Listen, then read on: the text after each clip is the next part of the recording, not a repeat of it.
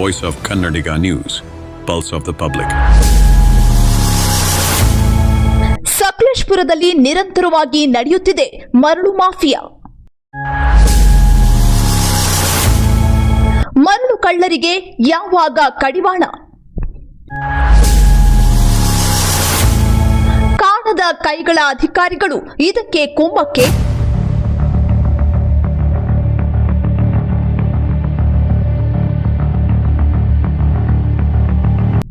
ತಾಲೂಕಿನಲ್ಲಿ ಎಗ್ಗಿಲ್ಲದೆ ನಡೆಯುತ್ತಿದೆ ಮರಳು ದಂಧೆ.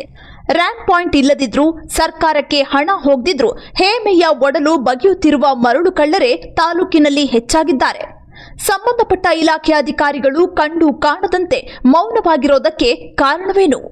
ಕಾಣದ ಕೈಗಳ ರಾಜಕಾರಣಿಗಳ ಕುಮ್ಮಕ್ಕಿಗೆ ಅಧಿಕಾರಿಗಳು ಮೌನವಾಗಿದ್ದಾರೆ ಅಥವಾ ಹಣಬಲವಿರುವ ಶ್ರೀಮಂತರ ಮಾತಿಗೆ ಸುಮ್ಮನಾಗಿದ್ದಾರಾ ಎಂಬ ಮಾತುಗಳು ಸಾರ್ವಜನಿಕರ ವಲಯದಲ್ಲಿ ಕೇಳಿಬರ್ತಿದೆ. ರಾಜಾರೋಷವಾಗಿ ಯಾವ ಅಧಿಕಾರಿಗಳಿಗೂ ಭಯ ಪಡದೆ ಬೈಪಾಸ್ನಲ್ಲಿರುವ ಹೊಸ ಸೇತುವೆಯ ಹತ್ತಿರ ಚೀಲದಲ್ಲಿ ತುಂಬಿರುವ ಮರಳನ್ನು ಸಾಲು ಸಾಲಾಗಿ ಲಾಟು ಹಾಕಿದ್ದಾರೆ. ಪ್ರತಿನಿತ್ಯ ಹೊಸ ಮನೆಗಳು ಏರುತ್ತಲೇ ಹೋಗ್ತಿದೆ. ಮರಳು ಪಾಯಿಂಟ್ ಇಲ್ದಿದ್ರೂ 3 ರಿಂದ 4 ಅಂತಸ್ತಿನ ಮನೆಗಳು ತಾಲೂಕಿನಲ್ಲಿ ಹುಟ್ಟುತ್ತಾ ಇದೆ.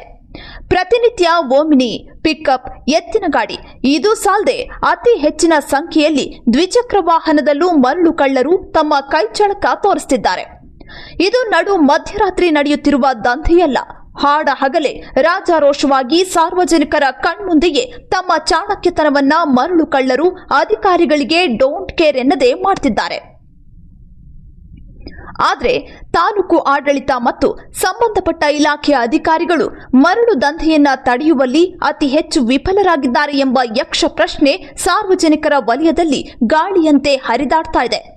ಸರ್ಕಾರಕ್ಕೆ ನಯಾ ಪೈಸಾ ಆದಾಯವಿಲ್ಲ, ಆದರೆ ಮರಳು ದಂಧೆ ಅತಿ ಹೆಚ್ಚಾಗಿ ನಡೆಯುತ್ತಿದೆ. ಆದಾಯ ಅಧಿಕಾರಿಗಳ ಜೇಬು ಸೇರ್ತಿದ್ಯಾ ಅಥವಾ ರಾಜಕಾರಣಿಗಳ ಮಾತಿನಂತೆ ನಡೆಯುತ್ತಿದ್ಯಾ? ರಾಜಕಾರಣಿಗಳು ಮತ್ತು ಅಧಿಕಾರಿಗಳು ಮರಳು ದಂಧೆಯಲ್ಲಿ ಪಾಲ್ಗೊಂಡಿದ್ದಾರೆ ಎಂಬ ಮಾತುಗಳು ಸಕಲೇಶಪುರದ ಜನತೆಯಲ್ಲಿ ಪ್ರಶ್ನೆಯಾಗಿ ಉಳಿದಿದೆ. ಮರಳು ದಂಧೆಯನ್ನು ಯಾವುದೇ ಕಾರಣಕ್ಕೂ ನಿಲ್ಲಿಸೋದಕ್ಕೆ ಸಾಧ್ಯವೇ ಇಲ್ವಾ ಎಂಬ ಮಾತುಗಳು ಸಾರ್ವಜನಿಕರ ವಲಯದಲ್ಲಿ ಕೇಳಿಬರ್ತಿದೆ.